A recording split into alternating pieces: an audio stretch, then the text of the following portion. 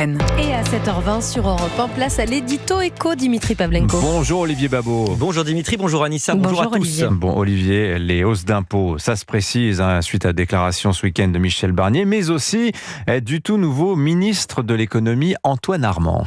Oui Dimitri, ça fait des mois que j'explique qu'on ne coupera pas hausse d'impôts, aussi opposé que j'y sois sur leurs principes, nous y sommes. Il n'y avait pas 5 minutes que la liste du nouveau gouvernement avait été annoncée sur le perron de l'Elysée que notre jeune ministre de l'économie donnait sa première interview au JDD. Et comme dans les discours des chancelleries, il faut savoir lire entre les lignes, nous commençons à comprendre à quelle sauce nous, je veux dire les contribuables, allons être mangés. Donc les impôts vont augmenter, Olivier. Alors, en un mot commençant, oui. Alors, la question c'est lesquels. Alors déjà, la ligne rouge fixée par Renaissance semble être franchie. C'est vrai qu'Antoine Armand dit d'abord « Je ne serai pas le ministre de la confiscation fiscale ». Ouf. Le terme de confiscation fiscale est évidemment une pique directe au programme du NFP. On s'y attendait, ça va quand même mieux en le disant. Il dit aussi, et ça c'est du miel à mes oreilles, si la solution était d'augmenter les impôts, la France serait depuis longtemps la première puissance mondiale. On commençait presque à se détendre, mais in coda venenum, c'est là qu'il dit la phrase qui dit tout. Exclure d'office certaines hausses d'impôts exceptionnelles et ciblées ne serait pas responsable. Michel Barnier, hier soir, a précisé sur la télévision que ça ne concernerait que les plus fortunés et les très grandes sociétés.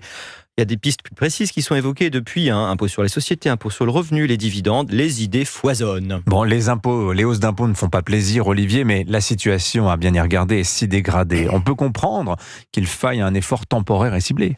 Oui, bien sûr. Alors, le problème, c'est que l'impôt présenté comme temporaire et ciblé a une fâcheuse tendance à durer et à s'étendre. Les exemples abondent. Alors, rigolons un peu. La TVA ne concernait en 1954 que les grandes entreprises. Elle a été étendue aux petits commerçants, artisans, agriculteurs, à leur grande dame d'ailleurs, en 1966.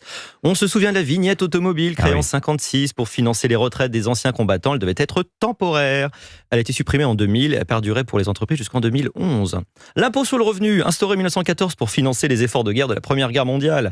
Promis, c'était un effort exceptionnel. C'est pas vrai. La CSG a été créée en 1991. Son taux était de 1,1%. Oui. Elle a progressivement été étendue à tous les revenus du capital, retraite, etc. Et son taux est aujourd'hui de 9,2%. La contribution pour le remboursement de la dette sociale, la fameuse CRDS, créée en 1996 pour rembourser la dette de la sécurité sociale, devait s'éteindre cette année d'ailleurs, en 2024, une fois qu'on aurait épongé la dette sociale. Elle a été prolongée jusqu'en 2033, voire 2042. Et enfin, la contribution exceptionnelle sur les hauts revenus, que les gens connaissent peu, de 4% en plus des 45% pour les très hauts revenus. Elle est introduite en 2011 dans le contexte de la crise financière. Promis, cette taxe devait être temporaire, elle est toujours là.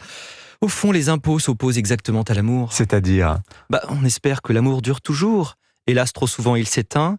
Eh bien, les impôts, c'est le contraire. Signature Europe 1, Olivier Babot. Merci beaucoup, Olivier.